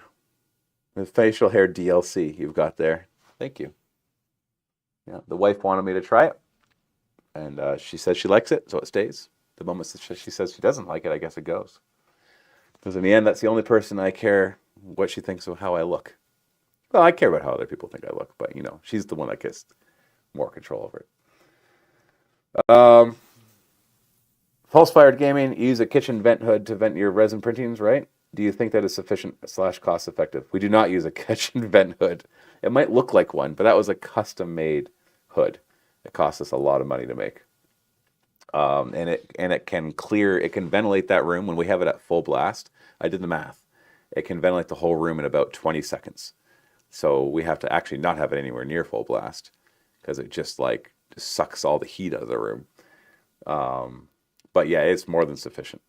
But even then, I still, when the employees are required to be wearing masks and stuff when they're in that room. But it keeps the smell out of all the other rooms. So yes. I use grow tents and negative air pressure with inline fans. Yeah, grow tents can work. I'm just more curious like what you can use for the cleaning part, like when you work with the alcohol. Free Radio Armageddon, MWG printing is different as it's a commercial enterprise, so labor laws applies. Yeah, but the thing is, like, labor laws can sometimes go a little too far, but they're still a good indicator of what needs to be done. So when labor laws are put in place saying, hey, if you're using this type of chemical, you need to wear a mask, then that should at least make a little red light go off that says, okay, maybe I should wear a mask too. Like because labor laws are there to protect the employees. And yes, sometimes they're a little extreme, but wouldn't you rather it be extreme and you're protected? Like, we don't know everything about this resin. We've been only 3D printing for a few years now, meaning like the whole industry. And everybody thinks they know everything about it. I don't know everything about it. That's what scares me. And so if I look at what I do know about it and it looks toxic, what are we going to find out in 20 years from now? Are we going to find out it was the lead in the lead paint and the lead gas? Or is it going to be something we're going to be like, yeah, we all overreact and it turns out you can drink this stuff? Don't drink it. I don't know. And the fact that I don't know means I'm going to err on the side of caution. And when I teach people about it, and when I employ people, I'm going to err on the side of caution. So when I get comments saying, you are an alarmist, you are taking this too far, you do not need all of that, I say, go ahead, take the chance. And I hope you're right in your case. Heck, I hope you're right, period, because I wouldn't mind this stuff being less toxic than it actually is. But I'm going to err on the side of caution, so hopefully everybody else does too. Joshua, kitchen vent is not going to be good enough for home use. They're not strong enough. Not like just as it is, like just sticking it on the stove and having the kitchen vent going is not enough. But like a fan in the right enclosure could work well. Rowan Winged, what was that email to rectify Kickstarter versus My Mini Factory? support@miniwargaming.com. Lil Dirts, how do you feel about people working online? You mean like people working from home? That's fine if their job allows it, meaning that they can do a job without working from home. Obviously, if I have guys wanting to film battle reports, they can't work from home for that. So, like, there's working online. I'm not sure I understand your question there, Lil Dirts. Yeah, pre-read Armageddon. I mean, asbestos was used as snow for movie sets. Yeah, exactly. Better safe than sorry, says Northern Queen Alexis. Pulse-Fired Gaming. Goobertown Hobbies had an interesting take on it after being invited to the Form Labs research facilities. He pointed out masks and gloves. I didn't know that he did a video. I should actually go check that out. Let's see if I can find it really fast. Is that a recent video? I'll admit, I do not keep up to date on a lot of YouTube stuff. Let's see if I can find it really fast, if it even is here. Factory behind the scenes. Is that the one? The one from a month ago? How models and miniatures are made? All 4 types? All right, I'll check it out. Something to watch at lunch. Anyways, I'll check that out. I'm always looking for more information. 17 minutes. I guess that everybody who's backed has backed, who wants to back has backed, because it hasn't changed in quite a bit. 17 minutes to go. Mini Maker, again, I agree on the resin safety. We just don't know. I prefer not to test it on myself if the fumes are harmful or not. Ortbald, I use resin printing at work. I have colleagues who have used before and told stories of people becoming allergic to the resin. We do know that that can happen. So that's definitely something that we know. The question is about the fumes, right? So it's gloves, 100%.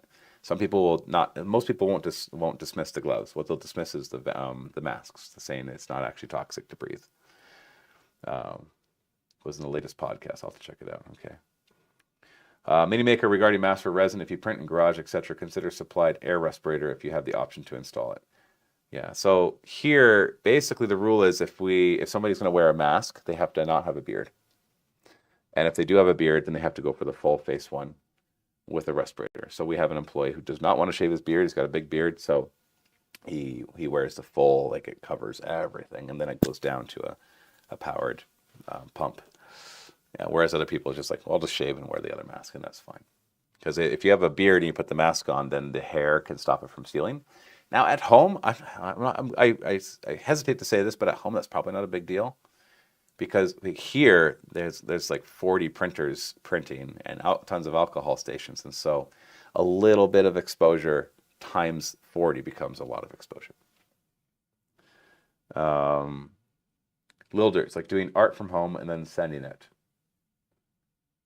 I have no problem with people working from home and selling stuff online. I think that's great.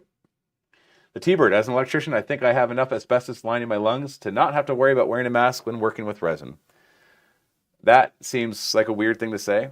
It's like if you burned one of your arms and it's covered in burn marks from top to bottom, then you say, well, I guess I'm not worried about burning my other arm because look at all the burns I already have. I know you're probably joking, but it's still I've heard other people say similar things like, I've been working this chemical stuff for so long that I've already destroyed myself, so why not destroy myself further? Doesn't seem like a good argument. Oh no, we reached the bottom of the chat again. We got 15 minutes to go. You got to keep me company. Keep things interesting. So I'm hungry as well. I'm actually hungry for lunch. That's why I've been drinking lots of water to keep the hunger pains down. Mini Maker with supplied air mask. I didn't mean the size of the mask. I meant to pull air from outside into the mask instead of filtering the air you're in. No, I know what you meant. I'm just saying that we have that one of the guys. The filter is definitely good enough for what we're doing. We've measured the particulates and all of that, and it should be fine. Ortwald, we have an industrial ventilation station for chemicals where we have both printers, cleaning, and UV station. Good idea. Killgun, what type of electrician are you that you have asbestos in your lungs? The T-Bird. On a serious note, does the water washable resin still need to be treated as cautiously as the regular resin? Absolutely. 100%. It's just as toxic. And when you wash it with water, don't flush that water down the drain. Treat it like toxic as well. Okay, I can't say it's just as toxic. I don't know. But it doesn't say anything and when you look at the safety sheets, it does not give any indication that it's less toxic. Oh, look, Holly donated $2 with a little kissy face. Thanks, Holly, for your donation and for supporting MiniWarGaming. For those that don't know, Holly is my wife. So she keeps forgetting that YouTube takes 30%, and then whatever. Thanks for joining. It's 13 minutes to go. Here we go. Mr. Todioti, do you have any dream projects, things you haven't seen yet? I don't have a specific dream project. Well, that's not totally true. There are several games in my head that I want to develop. I want MiniWarGaming to become the company where I can be like, you know what, I have an idea for a game, and then I can like realize it in a short period of time, and don't have to be like nickel and diming every little aspect of it. But right now we're nickeling and diming every little aspect of it. So I know we've been around for 17 years, but it's been an interesting ride, ups and downs galore. Times where there's plenty, times where there's famine, and being around this long means that you can be here in a time of famine or plenty and be like, yeah, we're doing great, and live long enough that it then turns into times of famine. So it's been a struggle to kind of get these projects out. That's why I'm really happy for this one, because the cost of it was a lot lower, and so there's some good cash flow and capital coming from it. So I want to do more of this kind of stuff. But there's definitely games that I want to create. Rowan Winged, random. I have painted roughly 10,000 points of 40K in a little under 2 years. Too much? Nah, not at all. Keep going. Killgun, I use bioresin. Smells worse, but is better for allergic stuff. Allegedly. I'd still wear a mask. Steelman, well, for conversation's sake, I started using both super glue and E6000 adhesive on my FDM prints, occasionally with some printing. Yeah, obviously, if you use like 2-part epoxy, you're going to have better results. It's just more like a lot of work there. Ortwald, even biocompatible resin is still toxic before hardening. Pulse-Fired Gaming is absolutely just as toxic. Holly, I didn't forget. You said to keep the chat interesting. Oh, you definitely did. Steelman, some base size adapters would be nice to have for when base sizes go up, but you don't want to break minis off the original base. We have a lot of that for the square ones. I know there's some circle ones that we could make as well, so I think that's already on the list. Mini Maker, Old World off topic. Did you know that there was a Dwarven tank designed for 8th edition and never released? Peachy was talking about it. Where is my Dwarven tank, I asked. I did not know that. 11 minutes to go. Have we hit our limit for what this Kickstarter is going to do? Is this normal that in the last few minutes it basically doesn't move at all? It makes sense. You'd think that people who really want to get on wouldn't be like, oh, 5 minutes left, I better go and back now before it's done. You would assume that the last day, and within a few hours before it, they would back. So 10 minutes to go. Here we go. I wonder if it ever does a countdown in like a number of seconds, or if it just becomes 0 and then hangs there for a while, like when a progress bar gets to 99% and just kind of stays there. The T-Bird question, I printed a 1 to 10 scale M35A2 Shrek for my friend in resin. I cured it and painted it up, but after about a year, the thick solid beams of the chassis have warped. What could have caused this? Heat. Most of the resin that we use will deform under heat. So that's actually quite normal. So there's not much you can do about it, unless it's just like a part that's come over that you can like heat up and then straighten. But Yeah, resin miniatures definitely, and FDM ones too to a certain extent, but resin much more, will still melt and will still deform under heat. So you don't want to store them anywhere that's hot. So yeah, unfortunately that's the case.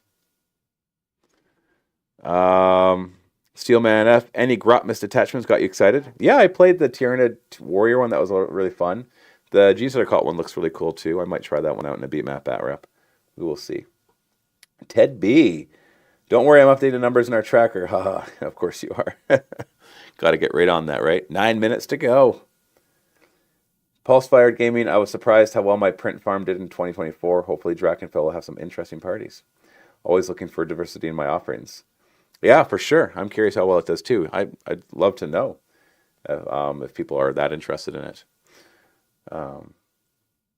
Cody Chalk, are you and your wife as obsessed with Owalas as my wife is? What is an Owala?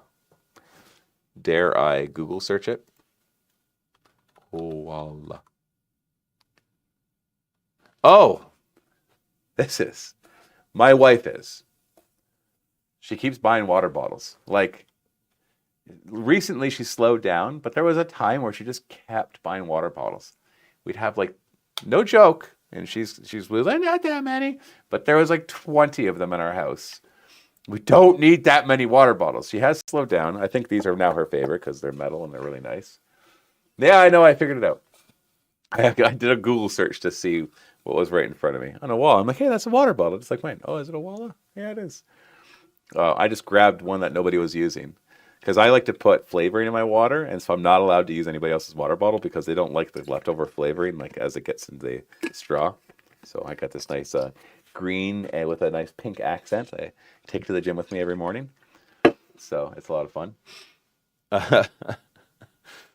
The T-Bird, when you say heat, does that even mean like an average room temperature of 15, 18 Celsius average in the summer? No, it'd be like warmer than that. More like, I would say if you start, I don't know the exact temperatures, but I'd say once you get up to 25 to 30 degrees Celsius, you'll definitely see some warping. If you stay below 20, it shouldn't. Rowan Wing, sister keeps throwing brewmate bottles at me. Fidel Ayala, hey Matthew, just wanted to say I'm glad the Kickstarter is going well and thanks for all the content over the years. Always love your narrative campaigns. Thank you, Fidel. Yeah, it's funny because like the fact that did it move a little bit? I feel like it just went up a little bit. 895 backers. Maybe my brain is just playing tricks on me. But yeah, no, I think this is where it's going to end. 147 is great. A couple days ago, I was like, oh, good, we'll hit our 130 that I really wanted. And then, boom, we went up to 140 overnight. And I was like, oh, geez, okay, I'm happy with that too. And I was like, I wonder if we'll get to 150. But I guess the last hour, things slow down because people aren't usually waiting that long to make a decision. 6 minutes to go. It's your last chance. Better get in there. Come on, give me some more chat stuff. How many people are in here anyways? Oh, we got 56 people. Oh, 64 people? Whatever. It's not up to date anyways. But Pulse Fired Gaming, that's 3 more backers. What was it, 892? I don't remember. The T-Bird, my wife is obsessed with buying water bottles too. We have an entire cupboard in our kitchen filled with old bottles, each time saying, I don't like that one, it doesn't leak. This new one shouldn't. Yeah, we've had like plastic ones before, and those ones actually weren't as good. I guess it's cheaper than shoes. Depends on how many water bottles they buy. Norn Queen Alexis, I'm going to head out. Got Viking things to do, of course. Have a good night and happy wargaming. You too. Thanks for keeping me company. Free Radio Armageddon, solid, thick 3D resin, has uncured resin inside. So there is that too, that if you're printing and hollowing out bigger miniatures, that you got to be really good at cleaning out the inside. So you want to like, so let's say you had a big tank. You'd want a big hole in the bottom, and you want to drain as much as you can. Then you want to pour alcohol in there, swish it around, drain it, pour it, or swish it, drain it, swish it, drain it. But in the end, you might have little bits of resin that are uncured, and so over time they will cure. But if you have too much of that can actually cure and eventually like pop, like explode at the side. We've had that happen a few times before. So that could cause it. But in the end, even if you get rid of all of that, if you leave a resin miniature and anything that's too hot, it will deform. 5 minutes to go. Little Jimmy, good afternoon, Matt, from a cold Scotland. Good afternoon, little Jimmy. Welcome to the last 5 minutes of this live show. Free Radio Armageddon. Why is it important to know printed limitations, like Matthew said? So that's why it's important to know printed. Yeah, there's a lot of printing limitations. Like with FDM printing, it's like how big the angles can be. With resin printing, it's like gaps. You can. Oh, another backer! Yay! Can we get to 900 in 4 minutes? That'd be awesome if we could. Yeah. So like with resin miniatures, there's a lot of limitations. You can't just do whatever you want, but there are ways around every limitation, of course. Like, for example, if you have a miniature and it has all sorts of like gaps and stuff as you go in, you're going to have to support all those areas, but it's really hard to get the supports out. And where the supports are going to have to go to, you have to kind of consider, are they going to wreck parts of the miniature? So you got to create the miniature in such a way that it can have supports hit it at spots that nobody's going to see.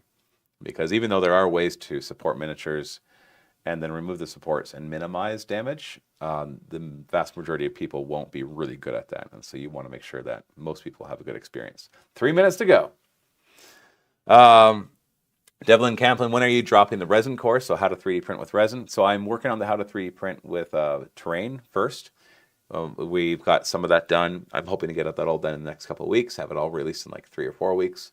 So I'd say in about a month from now, I'll work on the resin course. So I'd say in the next 2 months, you can expect to see it. But I'll let you know. Pulse-fired gaming, I try to haul out anything more than 100 to 150 millimeters, depending on shape. Yeah, of course, you want to save resin. Ortbald, how much terrain do you find for fur on a Necromunda board? Tons. Seriously, tons.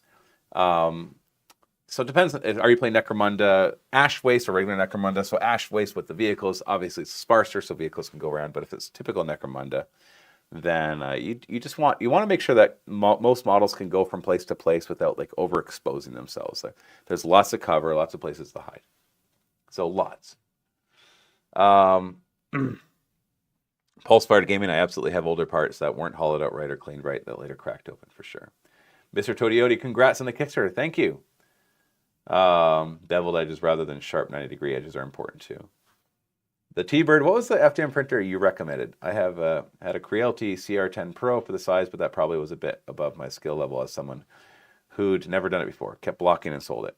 So the printer I recommend, I'm going to give you a link to the Bamboo Labs P1P, and it is an affiliate link, which means I get like 3 or 4%. But I recommend it no matter what. 2 minutes to go. So MiniWarGaming.com/P1P. The A1 Mini is good too. It's smaller, so you'll have to cut up some bigger pieces. Don't bother with the X1 Carbon. Maybe the P1S if you really want to get fancy, but not the X1 Carbon. You can buy two P1Ps for the price of the X1 Carbon. And for terrain, you do not need the X1 Carbon. HBDGR Grizzly, much love from Kingston, Ontario. Started watching MiniWarGaming back during the first Apocalypticon. Finally made the jump into Warhammer, started playing. Always loved MiniWarGaming's content. Thank you for all you do. Well, thank you. Oh, it does have seconds. That's how many seconds to go. That's crazy. It also shows that the browser thing actually updates quite often, which is nice. Ortwald, print orientation can also make a big difference for FDM print strength. Yeah, there's a lot of little things to know, and you can only learn them from experience. The T-Bird, it worked fine with the filament out of the box, but after that I couldn't get it to not block even the factory brand filament. Yeah, I've used a lot of different FDM printers. Now in the past year I have not, because once I found the Bamboo Labs one, it was just like, okay, I found it. It works great. You have to do maintenance on it every once in a while, but other than that, it works great. Very few print fillers. I've had no reason to research to find if any other ones are good. Less than a minute left. Pulse-fired gaming Bamboo Labs brought back my love for FDM printing. The speed and quality for the price is amazing. I started printing in 2018, and December 2022 was like being a new printer again for the first time. I agree. I remember that same transition where I was just so fed up with it, but I wanted it to work so badly that when I got it and it actually worked out of the box, I'm like, is it? And it was fast and it was better quality. I'm like, what's going on? And then it just turned out to work. I was really like that. I like that. Now I have 5 Bamboo printers running near 24/7. Yeah. Killgun, when will the 3D school start and how will we receive it since we have to register? Sign up at the link in the description below. And that's where you'll get it. Now, for the one that I'm saying for backers, so these special like group calls with me, I will contact backers for that. I'll send you all an email. Oh, we're done. We finished. 897 backers, $147,788, and the Kickstarter is over. That is amazing. Let's see if it actually closed it or if people could still back. Refresh. Yeah, it's gone. Similar projects to check out. Oh, you're trying to sell somebody else's stuff now. Hey, I don't blame you.